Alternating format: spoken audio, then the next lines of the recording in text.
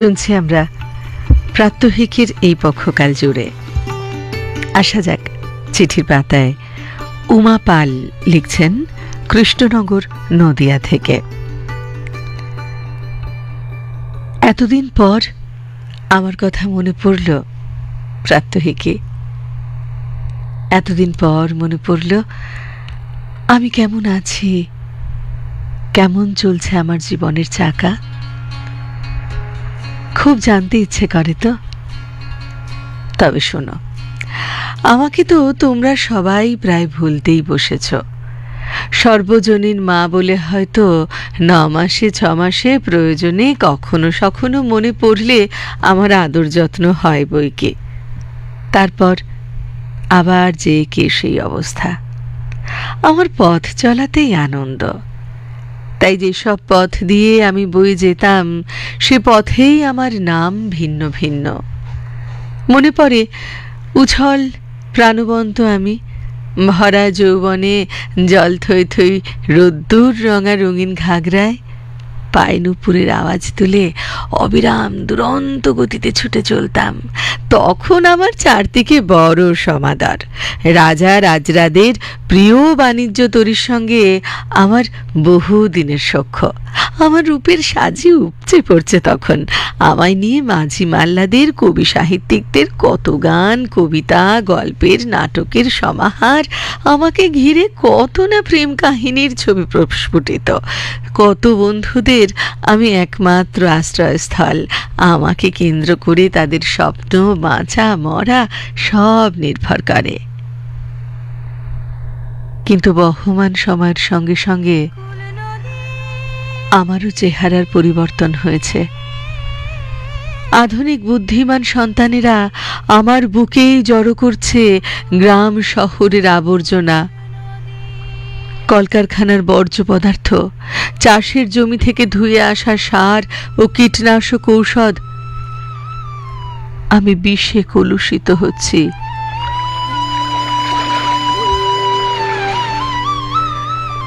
বড় বড় গাছ কেটে আমার আঙিনায় বানিয়ে তুলেছ তোমরা শহর, নগর, ঘর বাড়ি, হোটেল। তাদের এই বর্বরতায় আমি মৃতপ্রায়। চলার শক্তিও ক্রমশ ক্ষীণ থেকে ক্ষীণতর হয়ে চলেছে। এখন আমার অবস্থা বৃদ্ধা জননীর মতো। আমার কোলে যেসব প্রাণীরা হেসে খেলে সুস্থভাবে দিনাতিপাত করত, সেসব প্রাণীরা এখন আমার কোলে নিরাপদে নেই। এসব কাদের কারণে? আমাকে ভালো রাখার দায় আমার সন্তানদের হাতে। আর কবে তাদের চৈতন্য হবে বলতে পারো প্রাত্যহিকী? তাহলে বুঝতেই পারছো আমি কেমন আছি। উমা পাল কৃষ্ণনগর, নদিয়া থেকে লিখলেন এক নদীর আত্মকথা।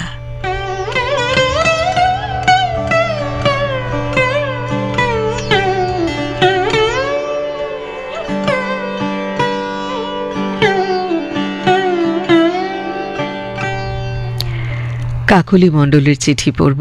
সাউন্দি, খড়গ্রাম, মুর্শিদাবাদ থেকে লিখছেন এবারে চিঠি। তখন আমি বছর 4 কি 5-এর। বাবার হাত ধরেই তোমার কাছে যাওয়া আর তোমার সঙ্গে আলাপ। জানলাম তুমি গঙ্গা। প্রথম দেখাতেই আমার মন এক অজানা আনন্দে নেচে উঠেছিল। তারপর থেকে প্রায় প্রতিদিনই একটু শান্তি, একটু স্বস্তির লোভে ছুটে যাই তোমার কাছে। তোমার পাড়ের শান বাঁধানো সিঁড়িতে বসে এক দৃষ্টে শুধু তোমার পানে চেয়ে থাকি আর দেখি তোমার বিচিত্র রূপ।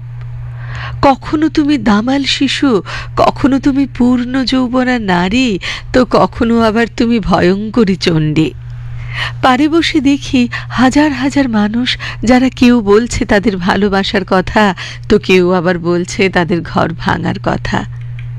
কত প্রেমিক প্রেমিকা তোমার জল ছুঁয়ে সারা জীবন পাশে থাকার অঙ্গীকার করছে। আবার দেখি অসহায় বৃদ্ধ বাবা মা তাদের অবশিষ্ট দিনগুলি কিভাবে কাটাবে সে কথা বলতে বলতে তাদের দু চোখের বারিধারা তোমার জলের সঙ্গে মিশিয়ে দিচ্ছে। ওই যে ছোট ছোট কচিকাচারা জল ছিটিয়ে খেলা করে, মাঝে মাঝে দেখি ওরা তোমার মাঝে নেমে পয়সা খোঁজে, কেউ 2 টাকা তো কেউ আবার 5-10 টাকা। বরাত ভালো হলে মাঝে মাঝে মেয়েদের পায়ের নুপুর, গলার মালাও তাদের কপালে জোটে। এইসব নিয়ে যখন ওরা নেচে নেচে হাসি মুখে বাড়ি ফেরে, আমার মনটা ওদের মতো আনন্দে নেচে ওঠে। একদিন মনস্থির করলাম, এতদিনের নিঃশব্দে বহন করা আমার মনের সমস্ত ব্যথা বেদনা, সব যন্ত্রণার কথা সব সব তোমাকে বলবো। এলাম তোমার কাছে, এসে দেখি বছর 7 এক বালক তোমার মাঝে কিছু যেন খুঁজছে। খালি হাতে ওকে উঠে আসতে দেখে বললাম, ও খোকা, কি খুঁজছিলে? পয়সা পেলে না বুঝি? বাচ্চাটি বিষণ্ণ মুখে বলে, পয়সা না গো। পয়সা না? তাহলে কি খুঁজছিলে তুমি? আমি একটা কাপড় খুঁজছি গো, যে কাপড়টা আমার মাকে ঢাকা দিয়ে বাবা কাকারা বাঁশের মাচাতে বেঁধে কোথায় যে নিয়ে গেল, মা আর এলো না, কাপড়টাও খুঁজে পাচ্ছি না। বাবাকে জিজ্ঞেস করলেই বলে এই নদীর জলে নাকি হারিয়ে গেছে কাপড়টা, তাই খুঁজছি।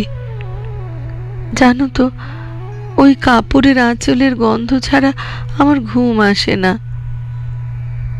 তুমি দেবে আমার মায়ের কাপড়টা খুঁজে? চুপ করে আছো যে, পাচ্ছি না তো আমি, বলো না, দেবে খুঁজে?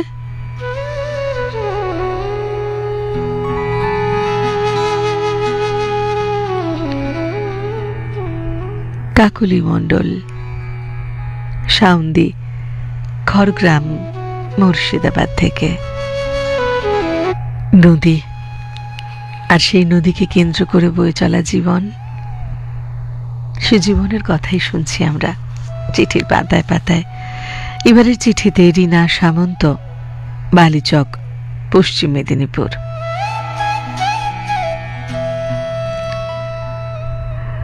গোকুলনগরে বাঁধ ভেঙেছে, কে কোথায় আছো তৈরি হও। অভিজ্ঞ মানুষটির গলা কেঁপে উঠছে, চোখ ফেটে জল বেরিয়ে আসছে। এক গভীর বিপদ সংকেতের দামামা বেজে উঠেছিল সেদিন মধ্যরাতে। জলের হুড়মুড়িয়ে তেরে আসার নিষ্ঠুরতার মাঝে শঙ্খধ্বনি মিলে মিশে যেন গৃহস্থের বুকে তীর বেঁধে দিল কেউ। অঝোরে বৃষ্টির সাথে ব্যারেজের জলের প্লাবনে মানুষ এখন দিশেহারা। অথই নদীর পাগলপাড়া নাচনের উন্মাদনায় সে রাতের আহার গলা থেকে নামেনি কারো। একবার বাঁধ ভেঙে জল ঢুকলে 6 মাস জলের তলায় পা ডুবে থাকবে। খাদ্যশস্য সব ফুরিয়ে যাবে, পচে উঠবে সবুজ গাছপালা। সাপে মানুষে এক ডাল ধরে কতদিন যে থাকতে হবে তার ঠিক নেই। প্রকৃতি তার সবাইকে নিয়ে বাঁচার ভারসাম্য হারাবে। কর্মহীন জনমানসে অকর্মণ্যতার অঙ্কুরোদ্গম, সে যে কি ভয়ঙ্কর। খিদের জ্বালা, সে যে কি ভীষণ জ্বালা, তাকে নেভাবো কি দিয়ে? কদিন নদী তার বেগবতী রূপে উর্বশীর মতো হয়ে উঠেছিল। জ্যোৎস্নার আলোয় কত ডিঙি ছুটেছে, পালের হাওয়ায় নৌকো চলেছে ঘাট ছাড়িয়ে ও ঘাটে। সম্ভার ভরিয়ে নৌকো ছেড়েছে রানীচকের হাটের জন্য। আজ আজ সে ফুলে ফেঁপে উঠেছে। ভাবা যায় তার এপার ওপার দিশাহীন, আজ যেদিকে তাকাই জল সাদা শূন্যতা, বৈরাগ্যের অন্তহীন বিলাসিতা। এ কি ভয়ঙ্করী রূপ তার, যার মিষ্টি হাওয়ায় প্রাণ জুড়িয়েছি, পাশে বসে কত গোপন কথার সাক্ষী করেছি। এ নদীকে কত সুখ দুঃখের দিনে আপন করে ভেবেছি, কত পবিত্রতায় আশীর্বাদ নিয়ে শুভ কাজে বেরিয়েছি। বাড়ির মেয়ের মতো, মায়ের মতো করে শ্রদ্ধায় মাথা নুইয়েছি। আজ সে দুর্বিনীত, রণচণ্ডী মূর্তি তার। মানুষ মানুষকে অবজ্ঞা করার প্রতিশোধ স্পৃহায় আজ সে গড়গড়িয়ে উঠেছে। কি বলি তাকে? দেখ দেখ স্বামী, কত অবলা প্রাণী ভেসে যাচ্ছে। ওরই জলে না ওরা জন্মেছিল, ওর বুকেই তো ওরা বেড়ে উঠেছে। চরের ফসল ভরা ক্ষেত কোথায় মিলিয়ে গেছে, পোড়ার মুখী রাক্ষসী সব সব গিলে খেয়েছে। স্বামীর দ্রুত পায়ে হাঁটার চেষ্টা ব্যর্থ, স্বামীর পেছন পেছন জল ঠেলে এগুচ্ছে সে কোনো ক্রমে। নিরাপদ জায়গায় পৌঁছতে হবে, হবেই, সে যতই দূর হোক।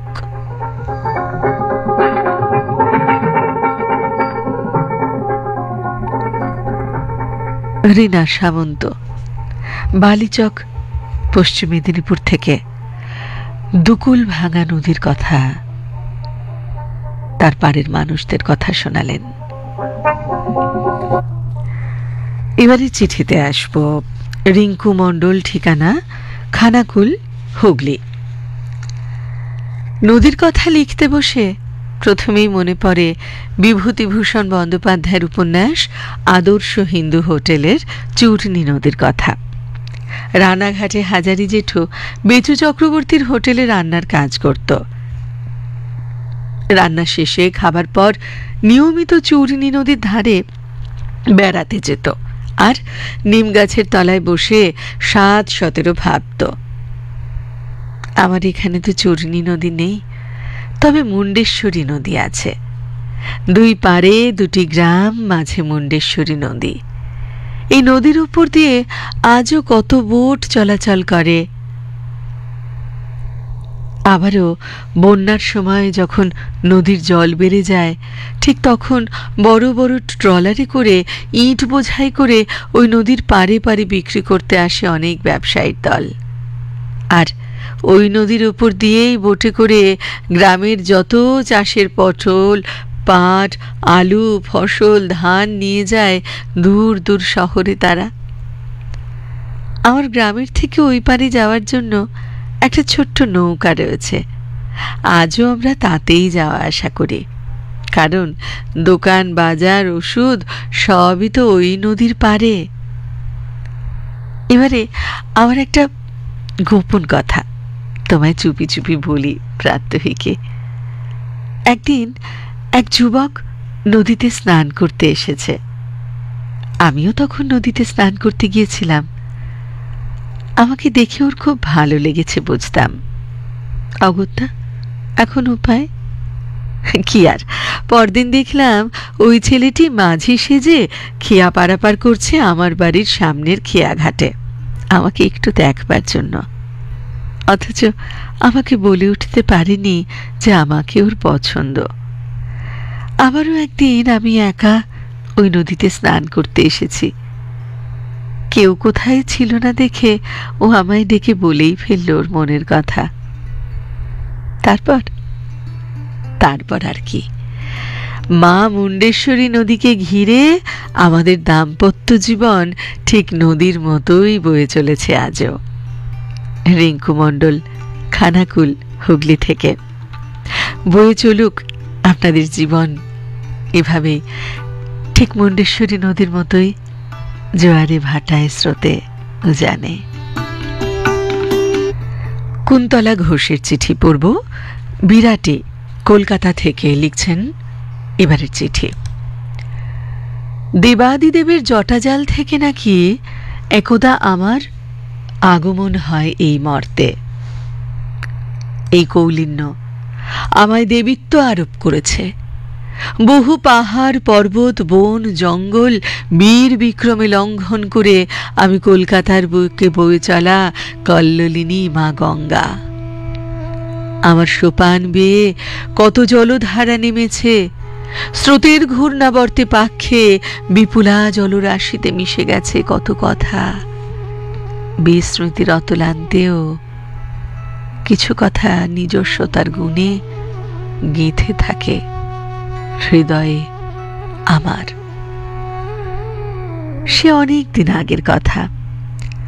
সর্বজয়া মেয়েকে নিয়ে রেলে চাকুরে স্বামীর হাত ধরে চলে আসে আমার তীরে এক সরকারি কোয়ার্টারে। আমি দূর থেকে দেখি একটি শিশুকন্যা কখনো দৌড়চ্ছে, কখনো দোলনায় দুলছে, আবার কখনো বা মালিকে বারংবার একই প্রশ্নে জর্জরিত করছে। কখনো তার হাস্যধ্বনি এবং অর্থোচ্চারিত মধুর আওয়াজে পুলক লাগতো আমার প্রাণে। লাল ফিতেতে দুপাশে দুটি ঝুঁটি, উপর নিচে সর্বমোট 4টি অর্ধ বিনির্গত দন্তযুগলের স্নেহ মিশ্রিত হাস্যমুখ অবলোকনে আমিও স্নেহার্ত হয়ে পড়তাম। প্রতিদিন সূর্যাস্তের সময় মাতা ও কন্যার চিরন্তন স্নেহ বিজড়িত সেই নয়নলোভন দৃষ্টি, সে দৃশ্য আমার চঞ্চলমতি মনেও রেখে যেত এক মায়াঞ্জনের ছাপ। শিশুকন্যাটি আমায় ডাকত মা গঙ্গং বলে। তার মা বলতো, প্রণাম করো মা গঙ্গা। সে বলতো মা গঙ্গং। এক ছুটির দিনে ওরা আমার বুকে স্টিমারে করে কুঠিঘাটের দিকে জলবিহারে গিয়েছিল। আশ্বিনের আকাশ, কালো মেঘ আর আর পাক খেয়ে আসা ঝড়ে ডুবে গেল স্টিমার। উদ্ধারকারীরা সবাইকে উদ্ধার করলেও তাকে আর পেল না। আমি চিৎকার করছি, ওগো তোমরা আমার সর্বগ্রাসী থাবা থেকে ওকে বাঁচাও, বাঁচাও ওকে। ক্ষুদ্র জীবনী শক্তির সবটুকু শেষে সর্বজয়া তাকে পেয়েছে। আমাকে সাপ সাপান্ত করে সর্বজয়া মূর্ছা গেল। আমার দেবীত্বের কৌলিন্যকে মনে মনে ধিক্কার জানিয়েছি। বহুদিন আর সর্বজয়াদের দেখি না। কালো মেঘ উঠলে আমার গায়ে আজও কাঁটা দেয়। কাঁটা লতায় ঢাকা রুদ্ধ গেটের তলায় আমার জলরাশি ব্যর্থ ধাক্কা দিয়ে ফিরে ফিরে আসে, যেন অস্ফুট সেই ধ্বনি শুনতে পাই, মা গঙ্গং।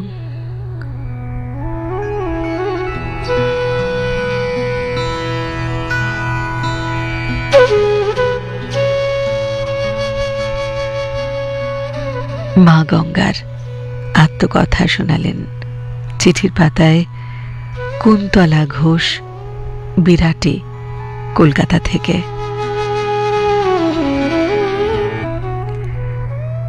সবুজ বিশ্বাস রাধানগর, জঙ্গিপুর, মুর্শিদাবাদ থেকে লিখছেন। রাধানগর নদী বেষ্টিত আমার এই গ্রাম।